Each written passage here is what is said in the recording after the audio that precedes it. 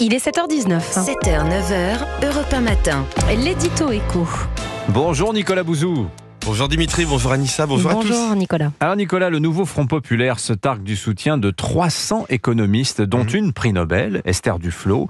Plusieurs de ces économistes d'ailleurs vous ont attaqué Nicolas pour vos critiques du programme des gauches. Ils ont fait remarquer que vous-même n'étiez pas prix Nobel.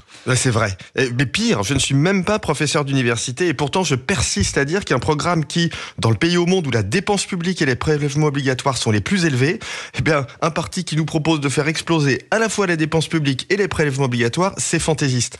Mais venons-en à votre question, Dimitri. Il semblerait en effet que Esther Duflo, prix Nobel d'économie, soutienne ce programme.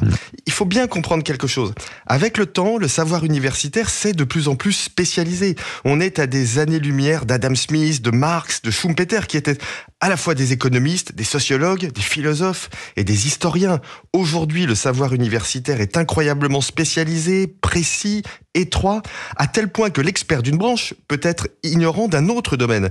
Esther Duflo a apporté une contribution majeure aux politiques éducatives et aux politiques de santé publique dans les pays les plus pauvres de la planète. Et ça n'en fait pas une spécialiste de la désindustrialisation en Europe ou de l'innovation en France. Un dermato est un médecin comme un cardiologue, mais enfin, vous n'allez pas voir le dermato quand vous souffrez d'arythmie cardiaque. Oui, la comparaison est parlante. Vous remettez aussi en cause, Nicolas, le manque de connaissances que ces universitaires ont de l'entreprise. Écoutez, c'est symptomatique. Quand vous lisez le programme du nouveau Front Populaire, l'entreprise n'est pas considérée comme un projet collectif financé par des actionnaires qui encourent un risque, mais comme un ennemi de classe. Entreprise, mal. Patron, mal. Actionnaire, mal. Tous à punir, tous à taxer, surtout ceux qui réussissent. Écoutez, permettez-moi de ne pas y voir une très grande sophistication intellectuelle. En même temps, je vais vous dire, c'est cohérent avec les programmes d'économie en France, qui ont une vision marxiste de l'entreprise, qui est vue comme le lieu de la lutte des classes.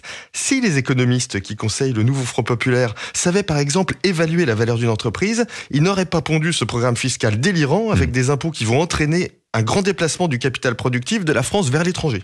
Alors vous allez plus loin encore, Nicolas, en considérant que ceux qui conçoivent la politique économique devraient avoir une expérience de gestion en entreprise. Écoutez, il me semble que c'est du bon sens. Flaubert et Stendhal écrivaient sur l'amour, mais enfin, ils faisaient l'amour aussi. La théorie, c'est indispensable. La connaissance de l'histoire, c'est indispensable. Mais la connaissance de la réalité, c'est indispensable aussi. Vous savez, risquer son argent dans un investissement, recruter quelqu'un, se tromper, licencier, parfois ça arrive, malheureusement, c'est une expérience humaine. C'est mieux de l'avoir vécu avant de philosopher à l'emporte-pièce dessus. Signature Europe 1, Nicolas Bouzou. Merci beaucoup, Nicolas. Excellente journée. Bonne journée.